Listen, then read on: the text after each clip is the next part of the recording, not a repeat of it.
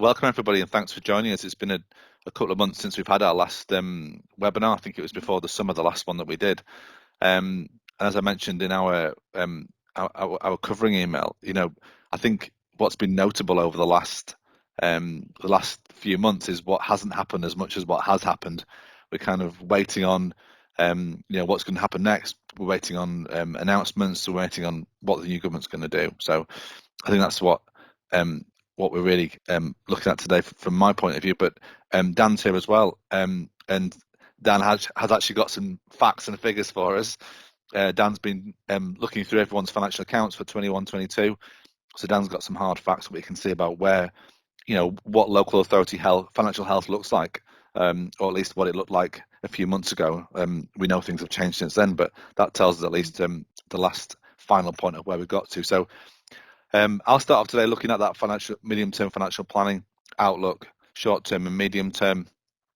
Then Dan will do an in-depth look at the local authority accounts 21-22, and then I'll finish off looking at the two big consultations from our point of view that are out at the moment. The first one about the 2023 revaluation adjustment, and then we'll look at the social care charging reform consultation as well. Great, so we've got a pretty packed agenda for today. Pardon me. Starting off with, though, we want to look at really what's been going on with medium-term financial planning. And as you can see here in kind of the summary of where we are today, there's really a lot of this is about questions rather than answers. So we'll try and pose those questions, help you understand really where we think or what we think the big questions are, and then think about how the government might address those and what that might mean for your funding for this year and for the next 2 years as well, and looking further ahead into the medium term. Before with the Queen's death earlier in the week or end of last week, we had been expecting Parliament to have a fiscal event, or the government to present what they called a fiscal event on the 21st of September. Clearly, with the period of mourning now, that doesn't look like it's going to happen. It doesn't look like Parliament will meet for routine business for a little while yet, maybe not until after the party conference season. So the big news that I think we had hoped to get about what views the government would take about what's going to happen with the public sector funding, fiscal policy, taxation, and in our locality, what's happening with local government funding. I think we may have to wait a bit longer for that. So, I mean, really, we are still expecting that we would have in the short term, a 2-year settlement. We haven't had any confirmation of that. The last time that was really confirmed was from ministers who are no longer in post. So whether that still applies or not, we just don't know. Our modelling assumes it does, but we just don't know whether that is the case or not. In the medium term as well, we're now thinking that the big changes in funding from local government funding reform won't happen until 25-26. And you'll be aware that we did change our model, our assumptions around the modelling during the summer to move that funding reform back from 24-25 to 25-26. We just don't know whether that's the case or not. We'll look in a bit more detail in a few minutes, but that's a huge thing for most authorities in England, and the timing of it is almost now as critical as what happens within it. A huge deal there. Council tax. We've had a lot of questions about council tax and what ministers might decide to do with it. Now, on the one hand, that might be a way that ministers see of helping local authorities fund inflation. There may be potentially an increase in the thresholds to help you do that. Conversely, ministers may see council tax as a way of helping with the cost of living crisis. So, potentially even freezing council tax increases. So such a lot of uncertainty about what might happen with council tax. I think the issue on which we've had the most questions is really about cap compensation. So, will ministers decide to freeze the business rate multiplier in 23-24? We think probably, but not necessarily.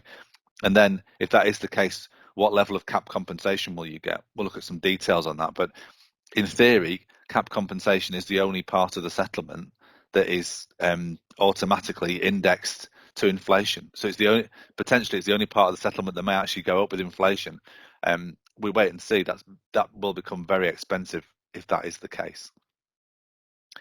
And then think about whether there will be any redistribution within core spending power, lower tier services grant, 22-23 services grant, returned NHB, and then of course the Great Survivor New Homes bonus. Will there be yet another year in 23-24 or a further year in 24-25? And then finally the census. Not expecting that to hit us in terms of impact on funding fairly soon, but it will happen at some point. And what's interesting actually is I look back at the last webinar we did back in June, and a lot of the slides don't look that different. A lot of the things we're talking about then or expecting to get some guidance on then, we're still waiting for now. So things really have not moved on very, very much. So what we're trying to do today really is just look at things that may have changed. We've had a change of Prime Minister, so at least we've got some understanding of what we know who the Prime Minister will be. We didn't back in June. And that moves us really on to looking at that fiscal event, otherwise known as a budget. But I think they're making sure they're not calling it a budget. As I said, it should have been the 21st of September, but I don't think that's going to be maybe until into October now. Liz Truss, our new Prime Minister, has been talking about making some quite big changes in national taxes, really cancelling or reversing those big increases in taxation that Rishi Sunak pushed through earlier in the year, of corporation tax and that 1.25% national insurance contribution increase. But the government does seem to be much happier about borrowing very significantly to fund the things that it wants to do. So potentially borrowing up to 130 billion to support the cap on energy bills or whatever that figure will be. There was no costing attached to that proposal last week, but that does seem to be the trend of the way that they're going. Also, spending on the NHS and adult social care, Liz Truss has been really quite clear that she wants to put more money into adult social care. You know, I think they see the biggest impediment to the NHS doing what it needs to do is that social care is not functioning properly. So lots of hospital beds are taken up with people who ought to be in social care. Will there be any other funding in that package for other services, for inflation more generally within local government? I talked to Dan just before the call, actually, and I think that does seem really quite unlikely. Certainly in the very short term, you know, that you will be, our view anyway, is that to a large degree, I think you will be left to your own devices on that scope, but we just don't know. We don't know how much money will be available. Clearly, there's a lot of pressure on the national finances, immense pressure on the national finances. So in that respect, further general funding outside social care does seem relatively unlikely. I really would be surprised if there wasn't more money for social care in that package. But again, we wait and see. There does seem to be, I think, more a preference for reducing taxes to help with the cost of living rather than putting money into local government generally. So I think that might give us an indication of what might happen with council tax. I'd be surprised if you're given carte blanche to increase council tax by as much as you need to close your budget gap. In the short term, I think we are still looking at a 2-year settlement. Gove announced that back in the LGA conference earlier in the summer, which seems like an age away now. But the new ministers may not have the same view. But nevertheless, I do think it makes sense to have a 2-year settlement, two rollover settlements. There's just too much else to deal with, I think, to not have something as more. I think stability would help an awful lot, and there's an awful lot of work that would need to be done to do anything more complicated.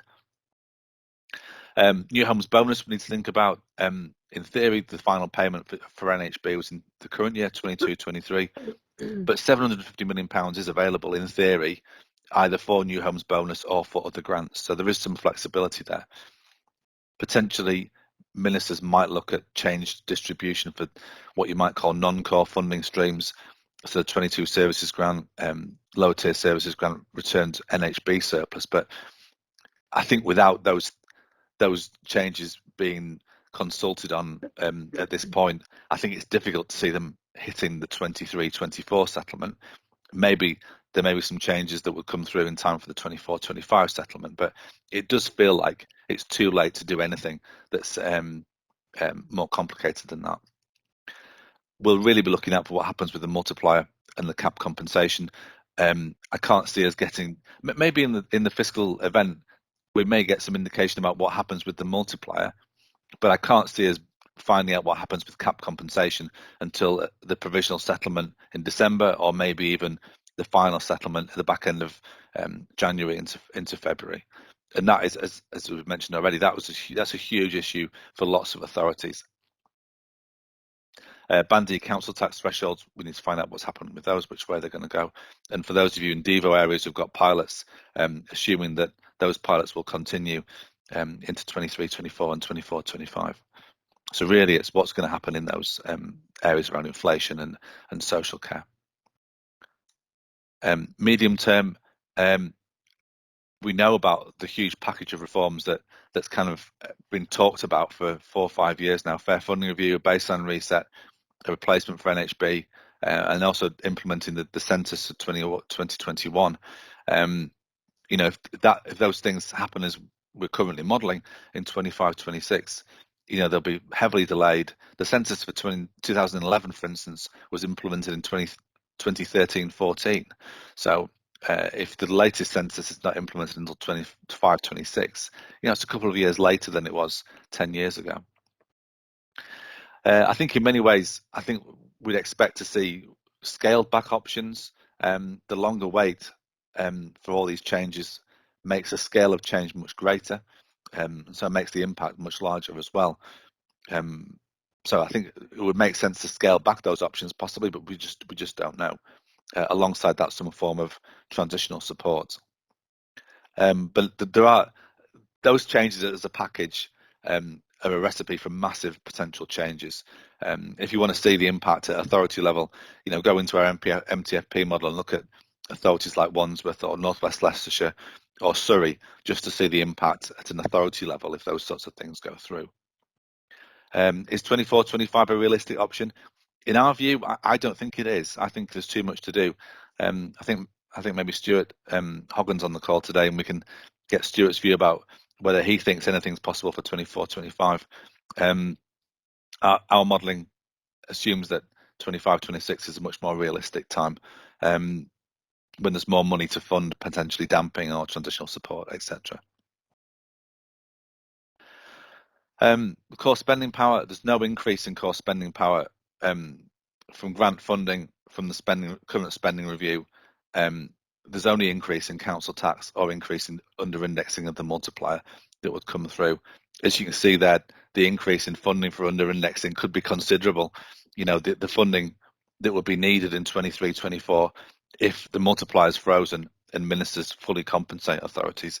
You know, the amount of funding for compensation for cap compensation could more than double. So there's a huge amount of pressure, I think, to find out what happens there and who's going to fund it. But otherwise, there's no new funding for grants within core spending power in 23, 24 or 24, 25. Our view is that, or has been for a little while now, that there would be more money for social care. It's even before Liz Truss talked about increasing funding for social care. We'd assumed as a default that there would be at least £500 million for social care, but I think that could be increased above that now. Just a bit of background here showing you that the increase in core spending power has really started to ramp up in the last 2 or 3 years. We've been looking at average increases of more like 4% compared to less than 4% over the last 3 years, compared to less than 1% in the years running up to 2019-20. So things have been improving in recent years. The question is whether that improvement flows into 23, 24 and 24, 25. For council tax increases, there's not been a formal link between the increase in council tax and inflation since 2018-19, since Sajid Javid was Secretary of State, and he talked about bringing the core principle for council tax in line with inflation. Clearly maintaining that link now is out of the question, and you can see here that in reality the link between inflation and the threshold has kind of got out of sync a little bit, and that the increase in the precept was always in excess of the rate of inflation. something different is going to happen. But that formal link with inflation has been kind of broken for a little while now. One aside, actually, I think it's worth thinking about is, does council tax affect inflation? And that might influence a decision about the threshold that you have, and whether ministers decide to freeze the increase in the threshold, or encourage you to freeze your council tax bills. Council tax increases are included within RPI, they're not included within CPI, and they're included within this CPIH measure, which I think ministers quite like these days, which includes housing costs. So you might see that influencing decisions to some degree, mechanically, by not having a council tax increase that would help to mitigate increases in inflation. Just returning now to social care grants, and just looking here at the increase in social care funding that we've had since the middle of the last decade, the smallest increase in social care grants during that period has been 500 million. So I think it would be highly unusual if there was not an increase in social care grants. As I said, we've used 500 million as our default increase. But I think with what Liz Truss has said about reprioritising funding from the NHS to social care, she really has picked up on the fact that social care might be the key to helping out the NHS. How much that will be, I don't know. As I said, we've talked about 500 million being kind of a default assumption. I can't really see money being transferred from the NHS, although they may put pressure on NHS trusts to work with local government and transfer funding or share funding with social care with local authorities, rather than giving you lots of additional specific funding. We'll wait and see. The multiplier freeze, as I said, this is a really important factor. I think the options for cap compensation are, the first one being, if the multiplier is frozen, to fully fund your cap compensation based on RPI. That's hugely expensive, though. I think more likely is to do the long-awaited shift to funding cap compensation based on CPI. We've been expecting that shift from RPI to CPI for a while now anyway, and this would be, in our view anyway, a good moment to shift to that basis. Funding on CPI is still extremely expensive, but it's just less expensive than using RPI. Of course, another option might be to fund based on an intermediate value, rather, for instance, fund on the basis of 5% rather than the 9-10% that would be the case if they use CPI or RPI. But even that would cost about £500 million. So there are choices there, I think, that ministers would need to make. I don't think any of that's been thought about in any detail at all within the department. There are new ministers, and that'll be something I'm sure that they'll be starting to think about in the coming weeks. So we just don't know what's going to happen there. But what's worth doing, I think, within the modelling is just you can look at different options. So if you look at the inflation and indexation tab, and look at the systems assumptions tab within the model, you can see the impact of different assumptions on your funding. So you look at whether there's a freeze or no freeze. You could look at whether cap compensation is paid at RPI or CPI, or look at whether cap compensation is paid on an intermediate value by going into the indexation tab and just changing the values in the yellow cells and using a different value. So that's a really important factor. I know, speaking to many of you, you're not budgeting for cap compensation. It's just too risky and too uncertain. But I think it's worth just understanding what the level of funding is that you might get if cap compensation does go ahead, and on what basis that might be. Then one final thing, New Homes Bonus. For many of you, especially for district councils, this is a huge issue still. We've had three one-off non-legacy payments, 2021, 21, 22, 22, 23. I think there's a really strong chance of a third one, and maybe even a fourth one going into 24, 25. But obviously that's a really uncertain aspect of what the future settlements might look like. And I think as well, ministers will be looking to use that return surplus to put into other grants. But I think, as we mentioned in some of our analysis previously, having a further round of New Homes bonus is really handy, because without it, it means that quite a few district councils would see cash terms cuts in their core spending power, and either that doesn't look good, or it starts to put pressure on the lower tier services grant, which has a floor element within it, making sure that no authority has a cash terms cut in core spending power. So keep an eye on New Homes bonus. Our view is there'll be at least one more year, if not 2 more years, of one-off payments. But I think it's quite a useful way for ministers to manage the settlement if it does go ahead for another year or two. Then just finally, so the short and medium term prospects. The starting point for us isn't great as a sector. There's no new money within the spending review. All the increase in funding happened in 22-23, so we're really only reliant on council tax growth and cap compensation as well. Is that realistic? It might not be realistic, but you may have to live with that. I think there's a very strong chance there's more funding for adult social care, but I can't really see it as easily for general pressures within the sector. And decisions around funding, council tax or cap compensation will make a big difference to how much funding you've got within the over the next couple of years. So that's a bit of a whistle-stop tour through I think what's been going on in funding and what you would need to expect or be planning for over the short term. There's a fuller briefing that we did is on the website, and of course we've got our MTFP model. But next step, time pressure. So Dan, I'll hand over to you. Thanks, Adrian. Can you pass the slides through? Go on one. Morning, everybody. So I'm going to have a quick dash through the 21-22 accounts, those which have been published. Talk a bit about reserves, capital health, then very briefly touch on investment properties and pensions, etc. We will be sharing the slides, yeah. But please feel free to add to the chat. There's a couple of things in here, particularly around capital health, where it'd be interesting to get some feedback as to what you're thinking. A couple of hypotheses, and it'd be interesting to know whether you agree or not. But starting with the accounts themselves. So 21-22, second year, when the deadline was extended to July, and this, as of Saturday, had a look again at all those who hadn't published. These are figures that are bang up to date, unless anybody's published this morning.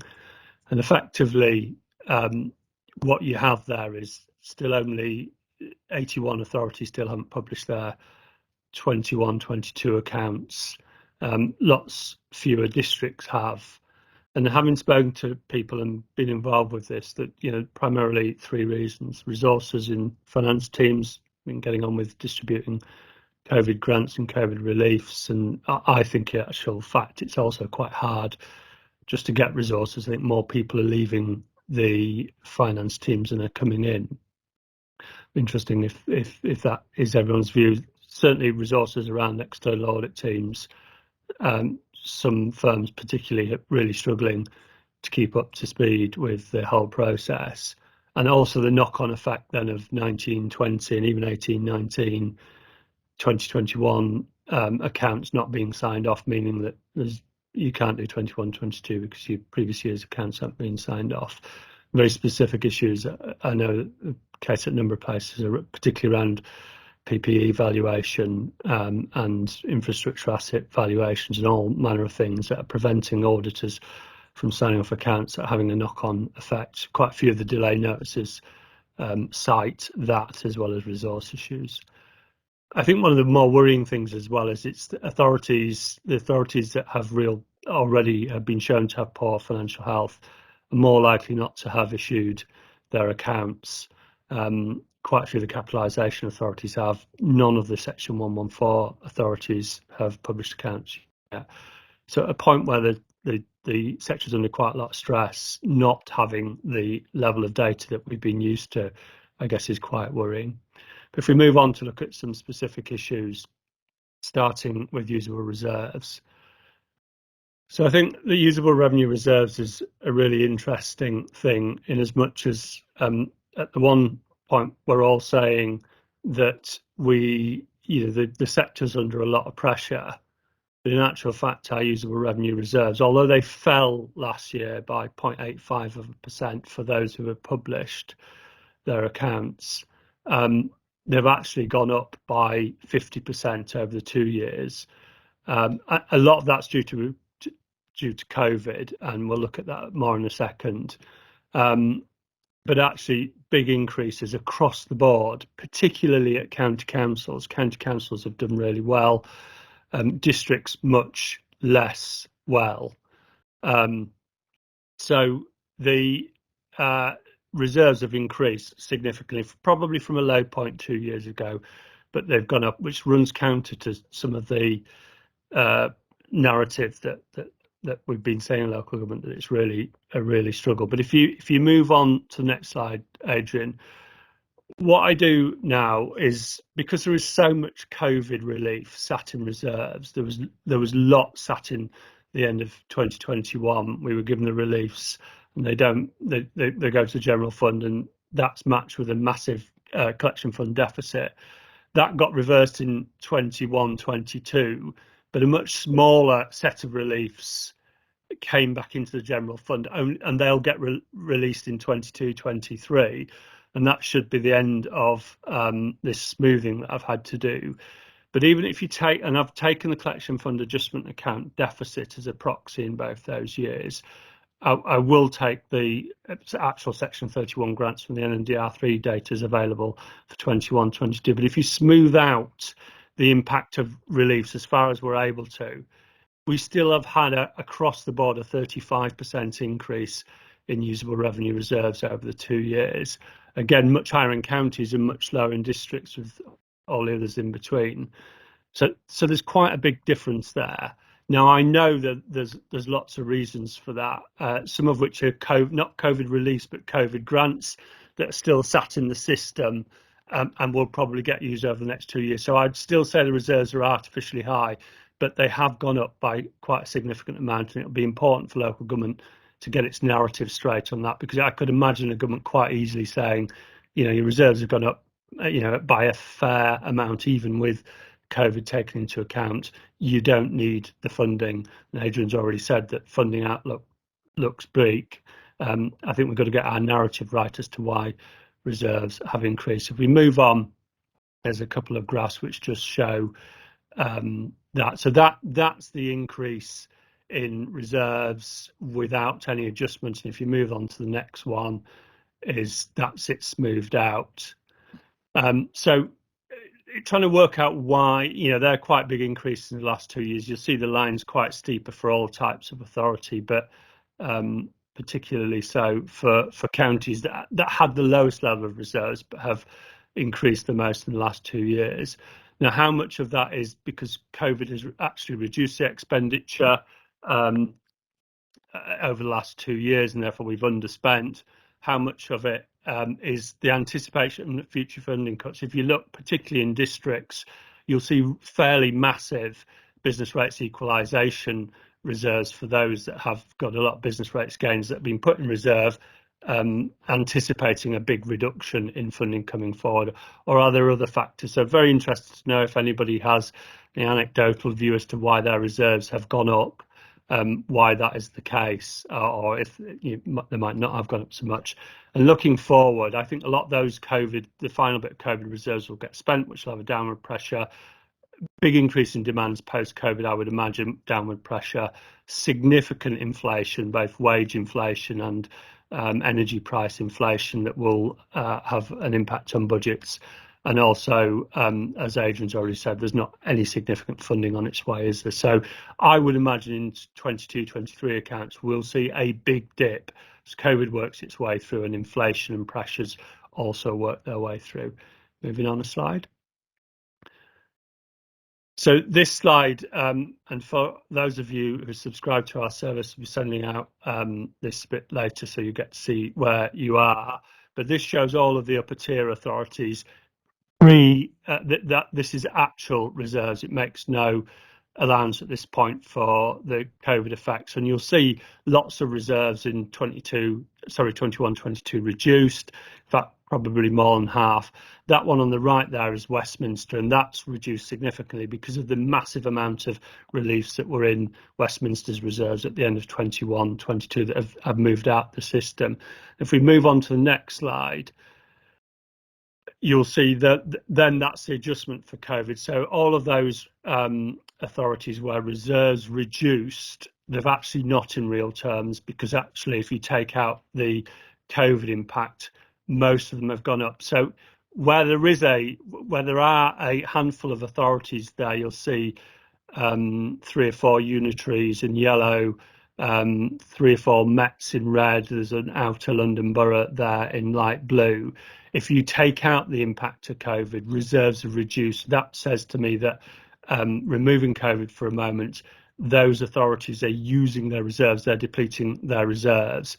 Now that's all right if you're to the right of the graph and you've got plentiful reserves, but as you get closer to the left hand of the graph and you've not got very many reserves in the first place, to be in a position where you're depleting reserves, I would suggest is a worry for your financial sustainability, particularly if that is a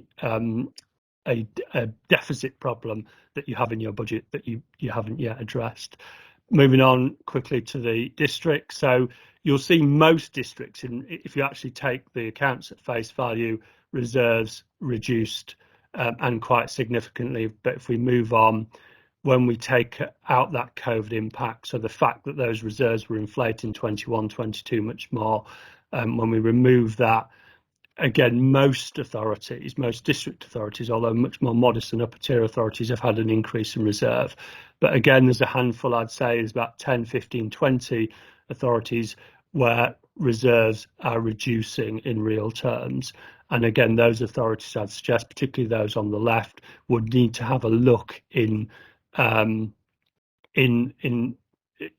their long-term sustainability if they're depleting reserves. I think I just saw on the screen there CARF, and that I would guess that's another whole load of cash that local authorities have received that actually sitting in reserves.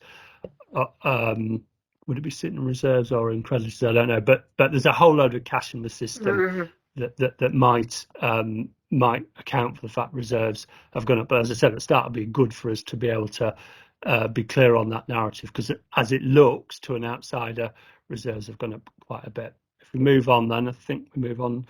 So very small reduction in actual reserves. I might have expected a larger reduction because of the effects of the release moving, but there was another set release which meant that got reduced. But actually, reserves have gone up 35% over 2 years, taking account of those. Much higher in counties, much lower in districts. But generally, we're in better reserve health, although there's a handful of authorities that look much more vulnerable because they're depleting reserves. And as I said, if you're a benchmarking member, you'll get to see where you are on all those graphs. I'll send that model or the revised model out with the slides. If we move on now to capital health. So I've done quite a bit more work this year on capital health, and there's a number of measures that I'll go through briefly. So debt, equity relationship, the debt gearing. Debt as a proportion of net revenue expenditure is not my favourite indicator, which I'll talk about in a minute. And I've done a whole load of work on internal and external borrowing, which I can't get any clear conclusions from, but hopefully you'll be able to help me with that. A couple of observations that I'll go through. I think there's something around historic debt, pre-Prudential Code debt, that I'd like to talk about vis-a-vis levelling up and fairer funding. And also the impact of commercial property investment on debt levels. So if we move on, first of all, this is the prudential indicator, and it's also partly in the resilience index. I think it's a bit one-eyed. It's debt as a proportion of net revenue expenditure. It's interesting to note, but I don't think it's the whole picture.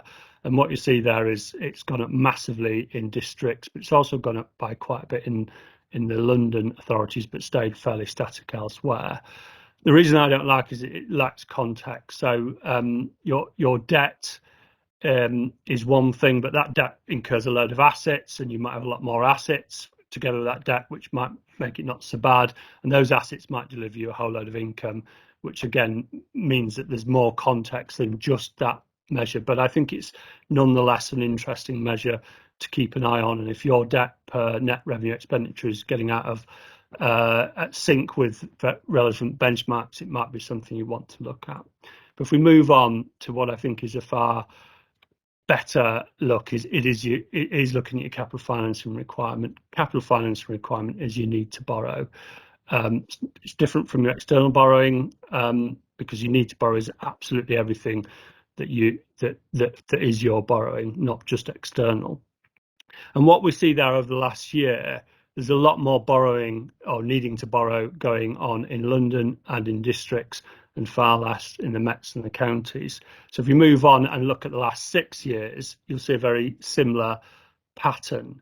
So it's gone up significantly in districts, and I'll explain that in a minute. I think that's mainly because of a small number of districts with massive commercial investment in acquisitions over the last 6 years, but it's also gone up much more highly in London, and it's pretty subdued also in some unitaries, not all, but it's pretty subdued in Mets and in counties.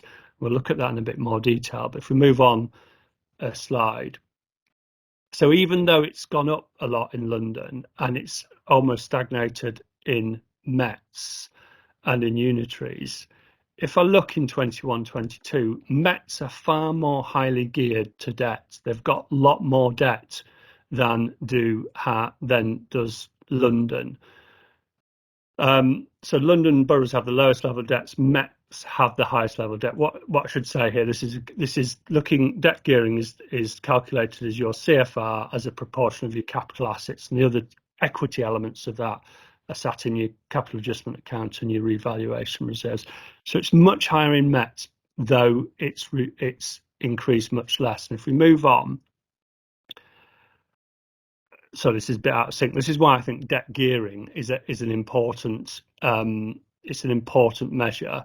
Those 3 red lines there, which are very high levels of debt gearing, are the 3 Section 114 authorities: Slough, Northamptonshire, and Croydon.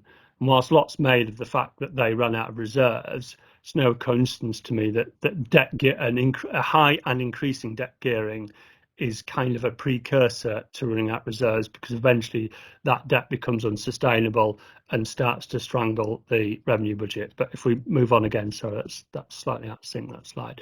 So looking at the debt gearing over time, all the way to the latest set of accounts, you'll see that it's going up in districts and it's going up in London, but it's coming down in the Mets, but it's still really high. And we'll try and look at why that is. So if we move on to the next slide, which should show that. So this is debt gearing by type of authority. So dark blue is in the London, light blue outer, reds, Mets are red, unitaries yellows, counties are dark green.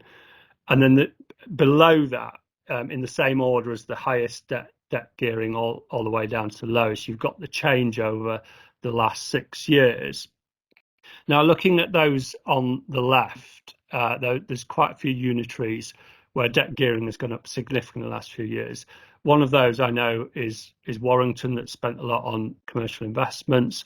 One of those is Halton, that spent a massive amount on a Mersey Gateway infrastructure project that meant their gearing has gone up.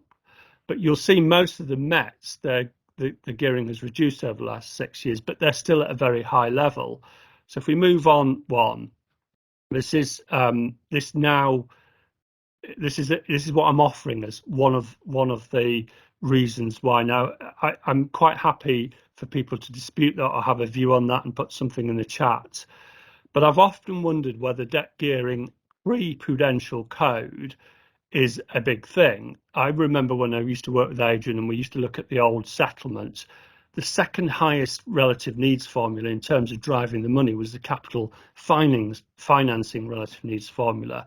And effectively in the old system, the government gave us permission to spend capital and they would service the debt through the capital financing RNF. Well, the capital financing RNF then got rolled into the SFA, and everybody knows SFA has been cut by 50, 60 plus % since 12-13. So most of those things, one might argue that you can reduce the expenditure commensurate with the SFA being reduced, but debt's not the case. Debt tends to be long term. So at the point that a number of authorities had very high pre-Prudential Code debt that was funded back through the formula, which has been pretty much cut in half or more, those authorities, a lot of whom are Mets and a lot of whom are unitaries as well, who were stranded on very high levels of debt, but I've had seen the debt reducing funding reduced through the SFA, surely are going to fare more worse. And to me, that's why some unitaries and lots of the Mets have high gearing, but haven't done a great deal of borrowing over recent times. So it feels slightly unfair. And what I've done on this is that's the same graph as you saw previously. It's the debt gearing with the highest debt gearing on the left all the way to the lowest on the right. And I've then taken the top 20 pre-Prudential Code levels of debt from the capital financing RNF, and they're the ones named on there. And you'll see that the majority of those are to the left. So quite a few of those authorities with very high debt gearing now had very high levels of debt that used to be funded by the formulae, but now much less so. Many of those are Mets and many are unitaries. And the biggest one is Isle of Wight. Isle of Wight had the biggest RNF per head of any authority. They've still got high capital financing requirements to proportion of assets, but that debt gearing that they had funded through the formula has reduced quite significantly. But I presume the debt hasn't. Well, it hasn't. You need to look at their gearing now to know that it hasn't. So what I'm saying here, and that it's only a hypothesis, I'm happy to be challenged on that, is it's hardly fair funding here. And actually, if you then were to map this against indices of multiple deprivation, you'd see it's yet another levelling up challenge, that those areas most needing levelling up are those that were saddled with the highest pre-Prudential Code debt and have experienced the 60% reduction in SFA for that element of debt that used to be serviced through the formula. But as I say, that's only a view that I've long held, and I'm very interested to have that challenged or debated. But if we move on, this is the districts again. So the districts, those with very high debt gearing tend to be the left, and you'll see they've in the last 6 years they've all had very high increases. Now, almost without exception, those are district authorities that have made significant commercial property investments, and therefore I guess you can see why the government and CITFA get so excited about it. But what I can also see in the investment properties modelling that I'm doing and the reserves modelling that I'm doing is that on the whole, all of those authorities have now much higher levels of reserves because actually their investment properties are delivering really good returns. And the investment property model shows that, and that actually this year, for the first year, those investment properties are starting to appreciate in capital value as well for the first time in a couple of years. So it's not as one-sided, I think, as CITFA and the government would let you have, but nonetheless, the reason for debt increasing in districts tends to be because of commercial property investment. If we move on, right, so I spent loads of time on this. I'll try and explain this very quickly. I've looked at the last 4 years of CFRs and external and internal borrowing to see if there's anything there. And my hypothesis here is that surely if money is squeezed, if liquidity is squeezed, as less funding, COVID works its way out the system, then there'll be a lot of authorities that currently internally borrow that won't any longer be able to internally borrow, have to externalise that borrowing at a point where rates are starting to go up quite a bit. So if you have to externalise at 2.5%, which is where interest rates will be in a couple of months, and your internal borrowing is costing you nothing effectively, just a bit of opportunity cost of not being able to put that money into Treasury, then you're suddenly going to get a hike in your debt servicing costs. What I've tried to do here is look at whether internal borrowing, external borrowing, the relationship, whether it's increased, etc. But what I was expecting is internal borrowing to have dropped down as money becomes more scarce. But I think what's happened with all those COVID grants is there's a lot more liquidity in the system, which means there's still a very high level of internal borrowing. What these graphs show is the internal borrowing and the external borrowing as a proportion of the CFR. So it's gone up a lot in the last 2 years. But I do wonder in the next year, and those of you who've got a better treasury head than I have, are you starting to experience that there's a lot less money swilling around, or there will be a lot less? And do you anticipate, therefore, that you might have to externalise some of your debt? It's something that I'm going to carry on monitoring, but at the moment I didn't get the conclusions that I thought I might, so I'll leave it there. If we move on very quickly, well, I'll rush through these conclusions. So debt gearing very high in Mets and in some unitaries, low in London, but increasing in London. Commercial property is a big part of that, but I also think there's something around the fairer funding and the old debts, particularly for Mets and unitaries, but it's one that I'm very happy to have a discussion about. And if we move finally, I think, to other conclusions. So I'm in the middle of creating my investment properties modelling, but what I can tell you is investment properties, despite the government and SIPVA effectively outlawing them to a degree, still increasing, or they increased in 21-22, but at much lower rates than in the years when they increased massively. Fair value changes meant that in aggregate investment properties have increased in value this year. It's the first time in 3 years, I think, that they've done that. So they're starting to recover their value, and yields have continued from first look to have maintained, whereas other incomes in local government have had to be subsidised through the fees and charges compensation. Investment properties through that period, commercial properties have held their own effectively. And then the last thing to say is the pensions. So pension deficits have decreased by 30% in the year. So what that has done is it's effectively taken a lot of authorities that had negative net assets on their balance sheets and made them positive, and others that are positive are more positive. Pension deficits ebb and flow all of the time, but in the last year, deficits have reduced significantly. And interestingly, 2 authorities don't have a pension deficit; they have a surplus, including a London Borough. Inner London Borough seems to have effectively bought out its deficit in the last year and has moved it into surplus. But there's still 319 of you with fairly significant pension deficits. And that's it. So I'll pass back on to Adrian. That's brilliant. Thanks, Dan. That's really, it's really interesting, and I think that provides that background, doesn't it, to what's going on the funding side, and that I think some of the messages there, some parts of the sector are going to have some big hits. I think some of the messages in the chat are that, I think Jeff's saying there the reserve position will look very, very different at the end of 22-23. The pressures are really going to start coming through. Just to finish off, we've got 2 consultation papers to look at. The consultation on the 22-23 revaluation came out a little while ago, a few days ago.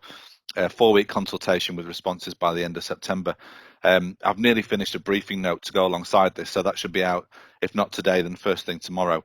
And just to recap on what's in that consultation, the technical adjustment for the revaluation is broadly based on the 2017 methodology, which, from my point of view, was a fairly good approach. So we're happy with the broad approach they're taking. The objective of the adjustment is to ensure that, as far as possible, the business rates retained by the authorities is unaffected by, first of all, the revaluations, and then the transfers from the local to the central list that are taking place at the same time. It is impossible to create a pound perfect adjustment, or rather the amount of work and administrative burden it would take to actually do so would be huge. So the approach that's been taken or proposed uses a series of proxies. And then there's a further adjustment based on the 17 list. I think before we go on to the actual technical side of it, I think there must be a question mark about the degree to which the revaluation is fully implemented. Just because in some parts of the country, revaluation will result in a big increase in rateable values. And even though there's transitional support for businesses, that still means 3 years of their business rates going up, regardless of what happens with the multiplier. So I think this is the technical approach, which needs to be consulted on and needs to be sorted. But I think there's still a political decision to be taken about the degree to which that revaluation is implemented.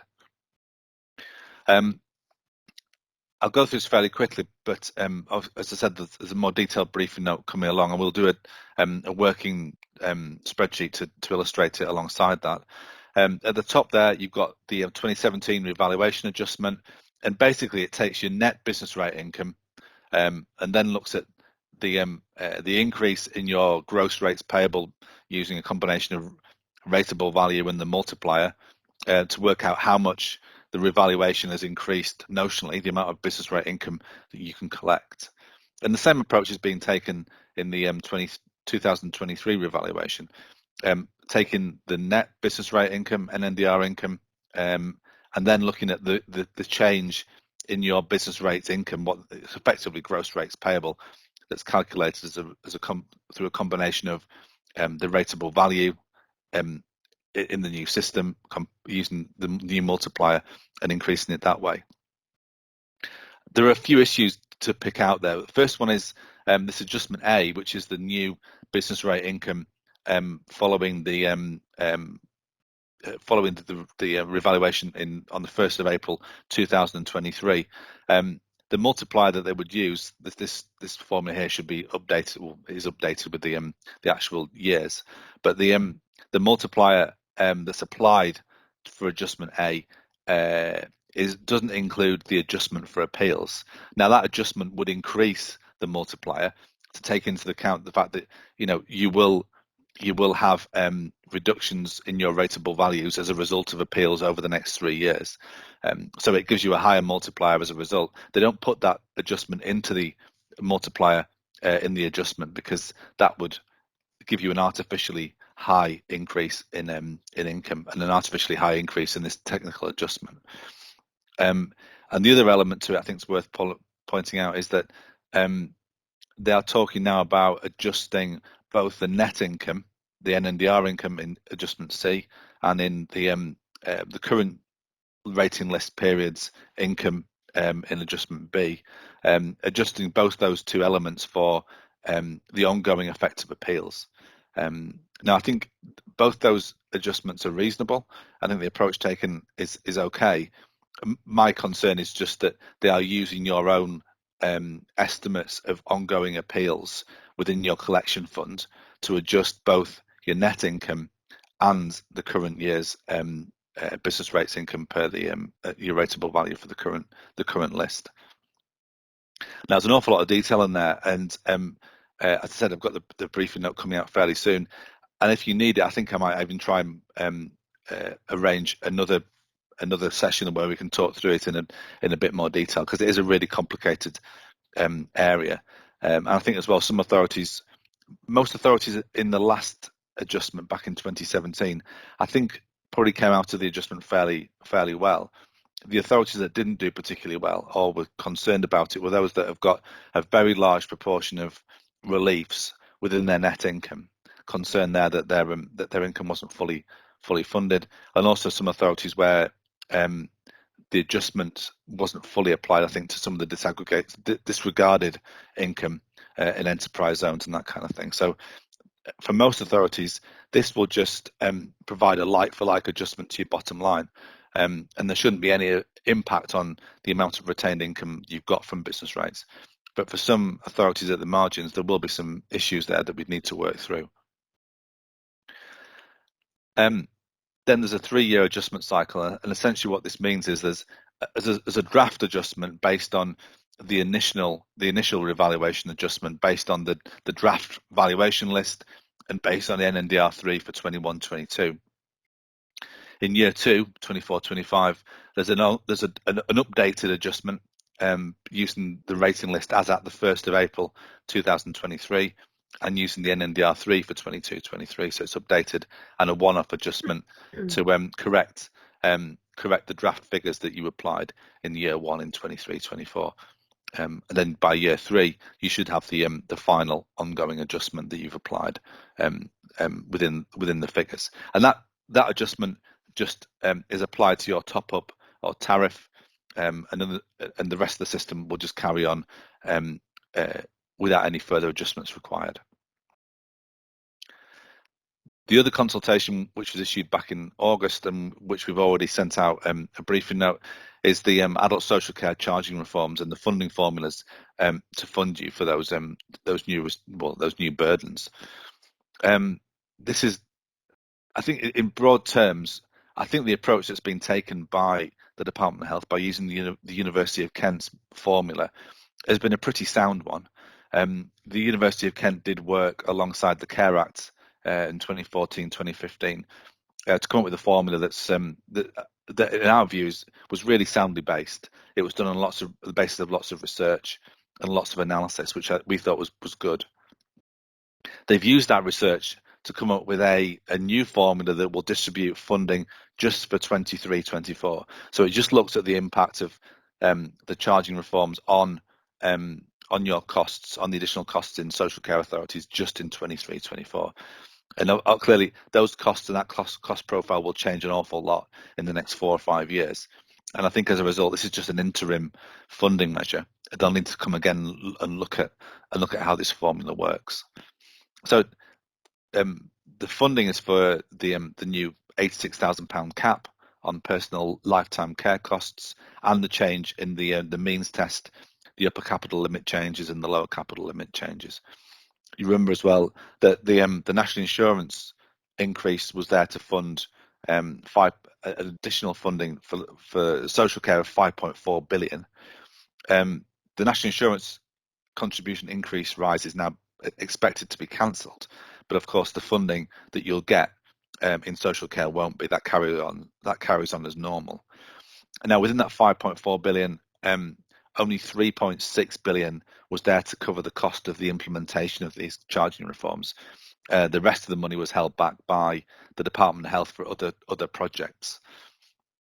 So I think this consultation needs to be taken in the context both of what's the quantum that's available, and I think all the analysis we've seen is that the quantum's way short of what it needs to be, and also then the distribution of that quantum, which is what the consultation paper is looking at.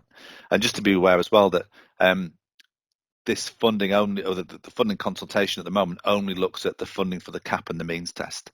It doesn't yet look at the cost of the fair cost of care. And one of the things that's really important with that is that the cost of the cap and the means test, the distribution of those costs, is very different from the distribution for the cost of the fair cost of care. The cap and the means test, those costs are much more being felt in areas with high levels of self-funders, and I guess in quotes wealthier parts of the country, whereas the cost of care, the analysis suggests that those costs were much higher in Met areas in particular, where there's a bigger gap between the fair cost of care and current rates of care costs. But just very quickly, because I think we're pretty much on the 11 o'clock deadline here, you can see here the differences in share for different types of authority from the different formulas that we've seen.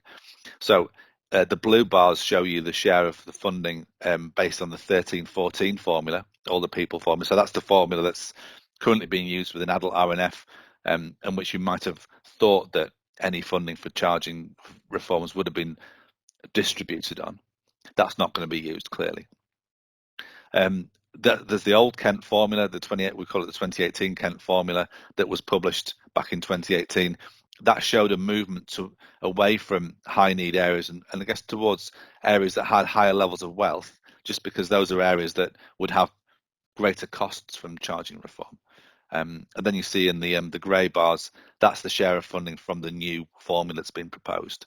So you can see there that because it's just about 23-24, it's just about the cap and the means test. You can see that the share of funding for, say, an authority like Surrey that's got a large number of self-funders, and I guess more an average wealthier population for whom the benefit of the cap and means test is much greater.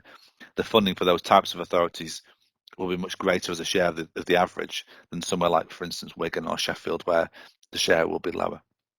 So that's the way that the funding formula would work. I think now, even though somewhere like Surrey would get a much higher share of that funding than it would compared to the 13-14 formula, I think there are still some fairly big questions about whether that does fully fund the cost of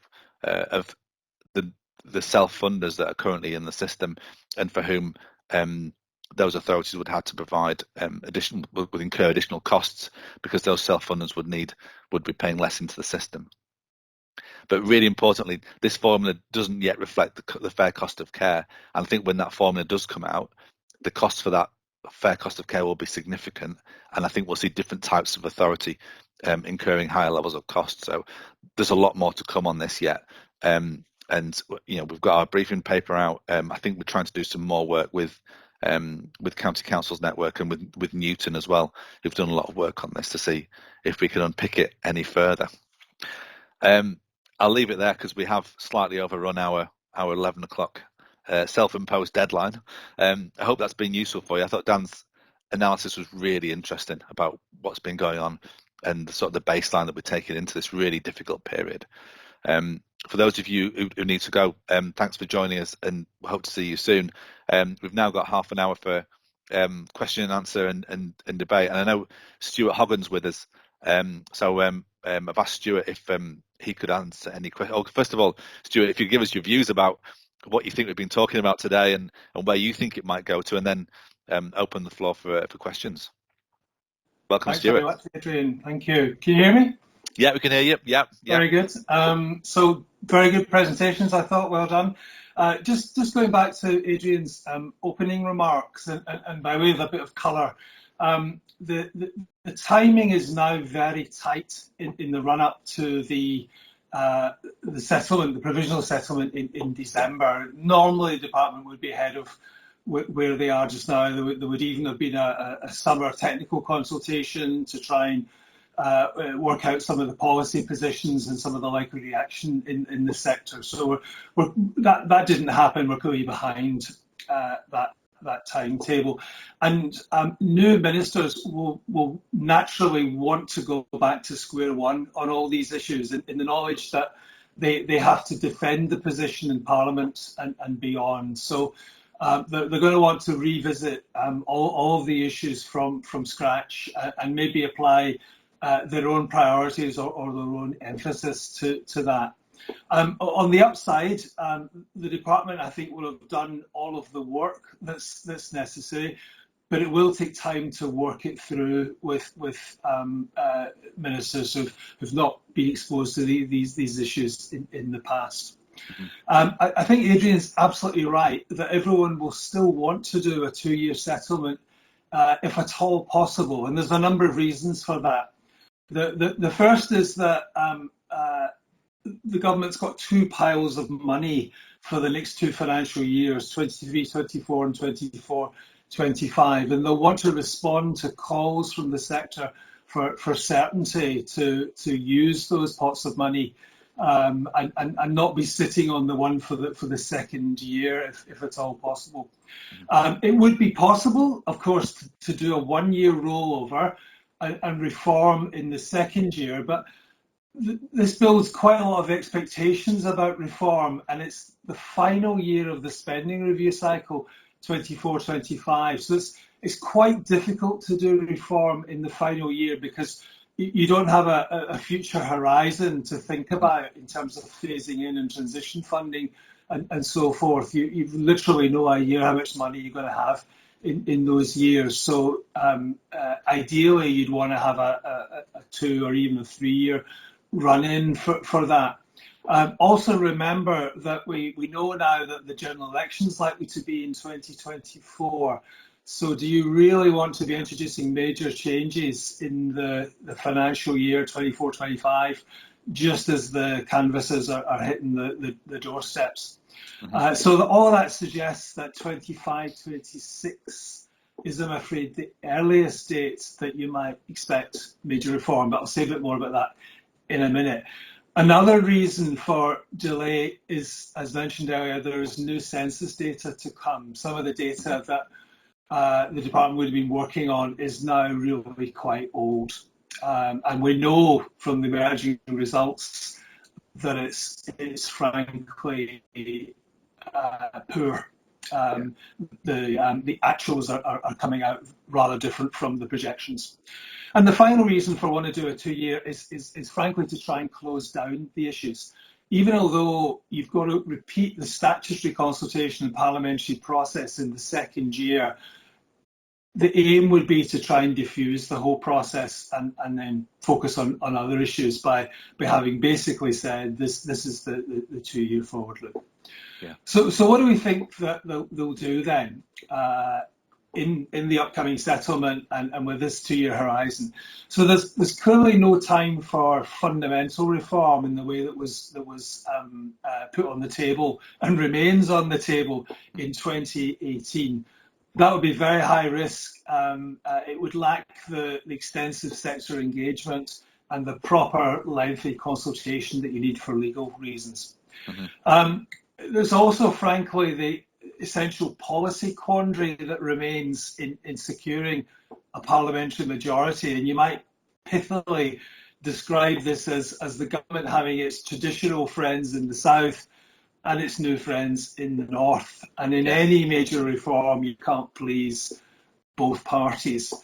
So if you have a reform package which you think you can defend as fair and robust in policy terms, and you were confident would secure a majority in Parliament, then you might have grounds to proceed. Otherwise, you're more likely to be less inclined to proceed with major reform, it seems to be.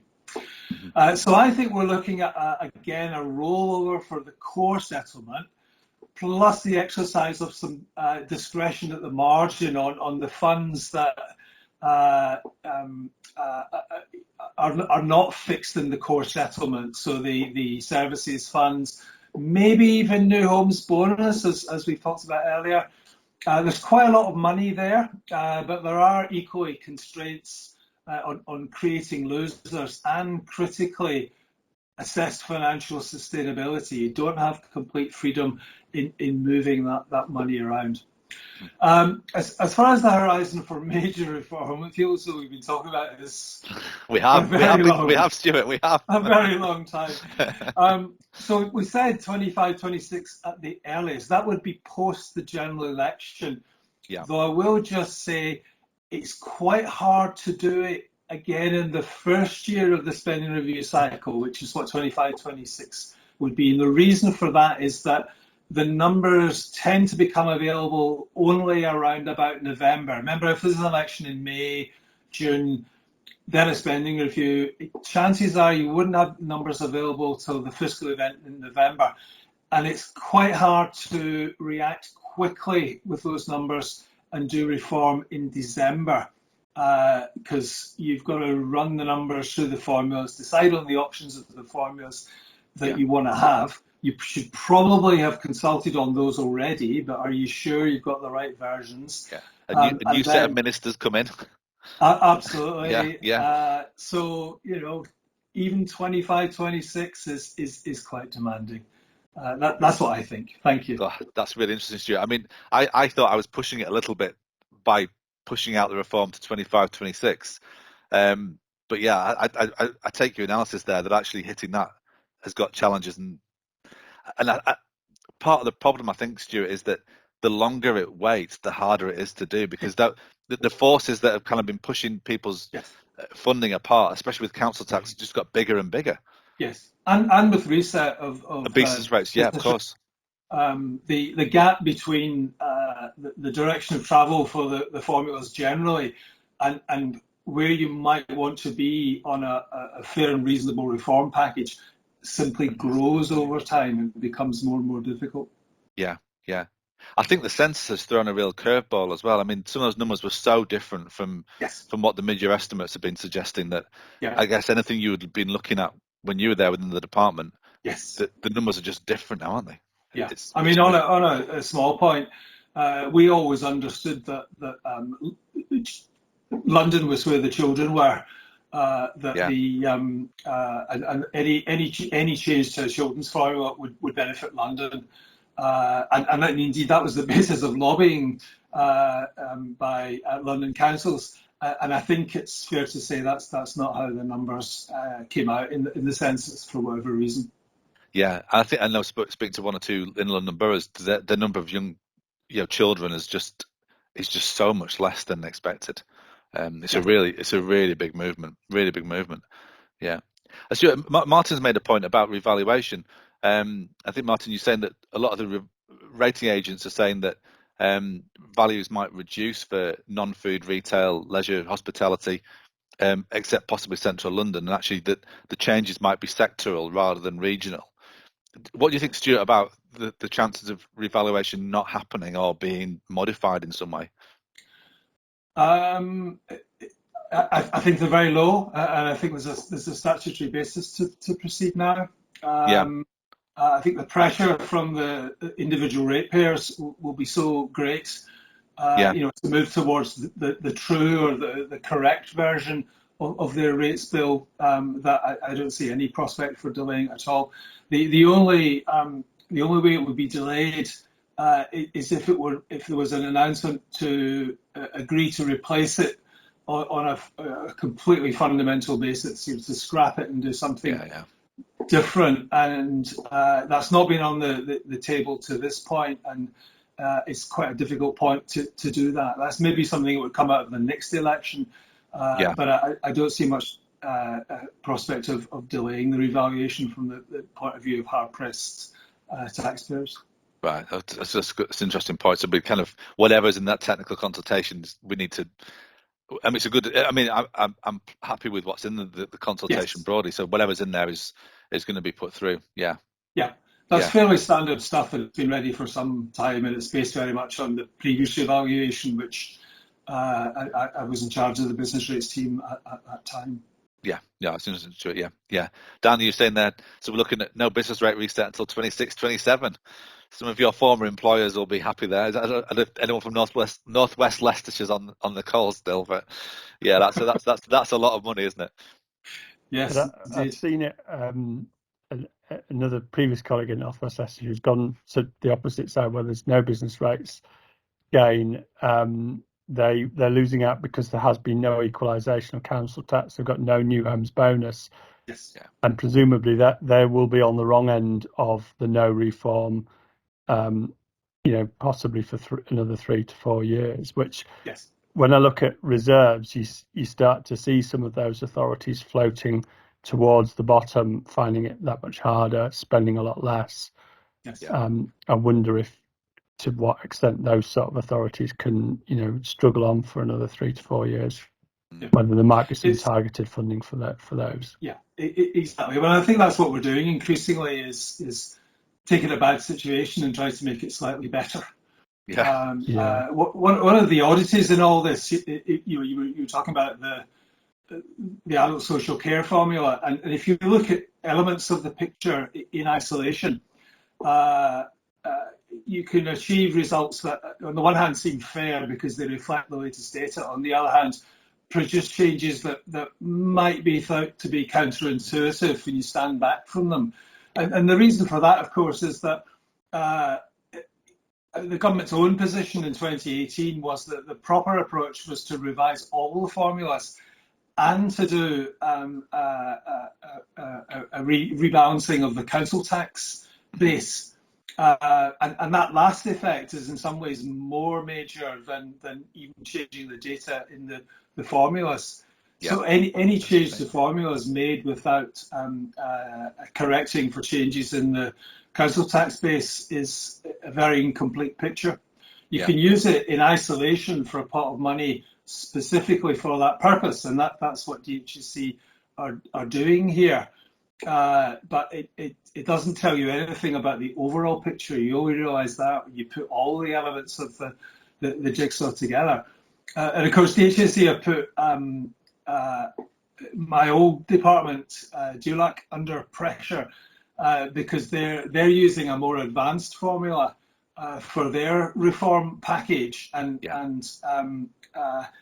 for adult social care pots that sit alongside the core settlement in core spending power and in the settlement presentation. They're using a formula that's not so up to date, so there's a difficult choice for them to whether to stick or twist on that. Do you think, Stuart, there's any prospect of DHSC using a new sort of Kent-style formula for the social care grants? Yes, that's the point I'm making. And that's really I mean, like things like Improved Better Care Fund. A DULAC decision, the adult social care grant. sits with them really, in consultation with the HSE Yeah. and others, Treasury Yeah. and others in government. But yeah, that's the quandary they'll face. Do they stick with the old formula that the 13-14 formula, or now that this new formula is in the public domain, do they use that instead? Yeah, so yeah, that does shift money about quite a bit, doesn't it? It really does. Yeah, Yes, yeah. Jeff, just talking about the Jeff Garforth, you made a comment there about the fair cost of care as well. I think that reform happening alongside the pressures you've got in social care. I mean, people like Surrey, for instance, Hampshire, Buckinghamshire, they've got the pressures of cost, the cap and the means test. But I mean, Jeff, I think you guys, Durham and a lot of the Mets, it's fair cost of care is going to be huge, isn't it? Yeah, Adrian, the kind of fair cost of cares across the country are coming out between 20 and 30% increases. And the funding from the government enables about a 6% increase. Right. So, yeah, kind of the issue for us right now as local government is less about fair funding and trying to see who's winners and losers. We just need billions of pounds extra funding, and without it, local government's got a big problem. Yeah. I'm dreading when the national living wage comes out. So we're forecasting at 8.6% on the Low Pay Commission's most recent report, but it wouldn't surprise me if government went higher to help people to address the cost of living crisis. But the knock-in on effect into care fees is absolutely phenomenal. So between the fair cost, energy, pay awards, the national living wage uplift and impact on care fees. If we get £500 million, I think you mentioned, for social care, and no extra power to increase council tax, which, by the way, if our low tax prime minister says we can increase council tax by 5%, that would be a bizarre type of idea. So I personally think without about 2 or 3 billion in the local government extra, we've got a massive problem. Massive. Yeah.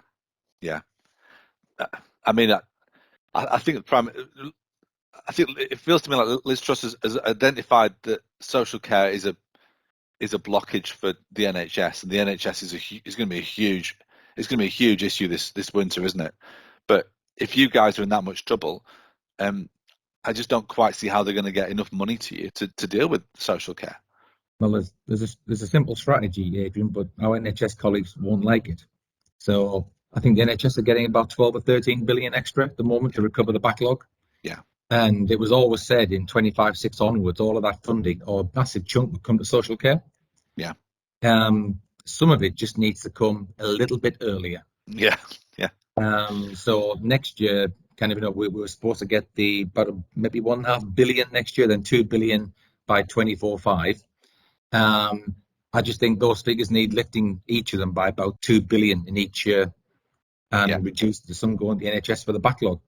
So take £2 billion through that funding stream, about another £2 billion in the social care grant. Do the cap compen, because if it didn't happen, that would be really naughty. Local government will be okay, and then we can move on and then concentrate on the fair cost of care for, by the sounds of it, from Dan's feedback, 26-27. Yeah. Actually, Stuart, one question about that cap compensation. Who funds it? If it's a lot. Sorry. Yes. Well, I was about to say, it's one thing talking about the allocation of funds, but the source of the funding seems to have disappeared, which was the national insurance increase. So I don't know the latest thinking on that. I mean, there is a whole set of public expenditure commitments, in particular on defence and tax cut commitments, which are really difficult to balance in themselves, and particularly against the background of debt servicing costs and exchange rate troubles. Where you come out on that triangle, I think is going to be very challenging. Yeah, I mean, they do seem to be a bit happier just to borrow a lot in the short term, don't they? But and then look at the OBR numbers in about 3 months, a month and a bit, 2 months time, and just see how bad they are, and I guess run with those. Yeah. I'm not sure the city's quite in the same place. No. That could be it's a big block, isn't it? Yeah. What do you reckon, Dan? local governments' accounts look really healthy compared to central governments, don't they? Yeah, I mean that's the thing, though, isn't it? That's what I was saying about the narrative. It'd be interesting to see what you think, Jeff. Just looking at Durham's, you're not dissimilar in terms of reserves having gone up, and lots of people. But there are bits and pieces in there. I think there still is some COVID overhang, which mean reserves have gone up. But there's going to be that point, isn't it, where central government says, "But your reserves are up. They're up by another third again." How can you say you're struggling against that? What's our answer to that, do you think? Yeah, well, I think as local authorities, asking government for funding this year is absolutely meaningless. So, we don't go asking government for funding for this year. Our reserves are in a reasonable place. I'll be stunned if any authorities on the call who aren't overspending this year. Yeah. We haven't overspent for 12 years, but we're overspending by 15 million this year. Looking at our energy price at the moment, it could be 20. It depends. And it's down to 18. It's up to 20. It's up to 22. Just looking at today's energy price, bounce up and down. So we can't ask government for funding for this year, but next year, I mean, our funding shortfall next year, it's not quite in the public domain yet, is astronomical. Yeah. And we've already got £20 million of savings lined up to put into our public domain. It's not going to touch the sides of balancing next year's budget. So we're going to have to all of us probably going to have to use reserves heavily to balance next year's budget to buy us all that does is it buys us 1 year. That's all it does, 1 year. Mm-hmm. So if government doesn't provide 3 or 4 billion for local government, there's a big problem. And all that reserves do is buy time. They do nothing else. Yeah, and actually in support of that, what the COVID the sales and fees compensation showed up was districts have always had bigger reserves than other types, but actually a lot of them would have gone under had it not been for the sales compensation, because they're so highly geared towards sales fees, income, car parking, etc. And when that created to nothing, those that appear to have quite healthy reserves would have depleted within a year, actually. So I guess it does go to show that these shocks that are pretty seismic, like the wage inflation, like the energy price inflation, in terms of the context of the level of reserves, they'll take great big chunks out, won't they, quite quickly. So even though there's been modest increases, they'll be fairly big. I would have thought 22, 23 accounts will be really interesting because you'll start to see the impact of that. And I wouldn't be surprised if every single authority reduced its reserves and plan to do so beyond that, as you've said. Yeah, the energy issue is massive. I mean, in a district council for things like street lighting, then the impact is massive. And not knowing at the moment what prices will be next year, it is enormously worrying. And when it comes to things like waste disposal contracts, the inflation in those at the moment is phenomenal. Yeah. So that's a good point, like Jeff. So it's kind of like it's using reserves in the current year, and I guess for most authorities, it may even be using reserves again for 23, 24 as well. And Jane Green at Wigan, you're saying reserves are one-off, and the majority of problems need to be addressed in base budgets. It's a question: do we go back to the prices for energy as they used to be, or is this the new world? Is this the new level of spending you're going to have to deal with? I think it's really tough. But I think what's difficult is that the degree to which I don't. And again, Stuart, I don't know what you think about this. How much government's likely to put more money into local government in the next couple of years, or the degree to which they just won't let you put council tax up either. Yeah, well, they're in a very difficult position, as I think Dan said. The prospect of another Daily Mail front page story on council tax increases is not one that a low tax government would relish, and so I don't think that's an escape avenue. Equally, pressures on public expenditure generally, and particularly to try and keep the market sweet and fund tax decreases will be very, very high.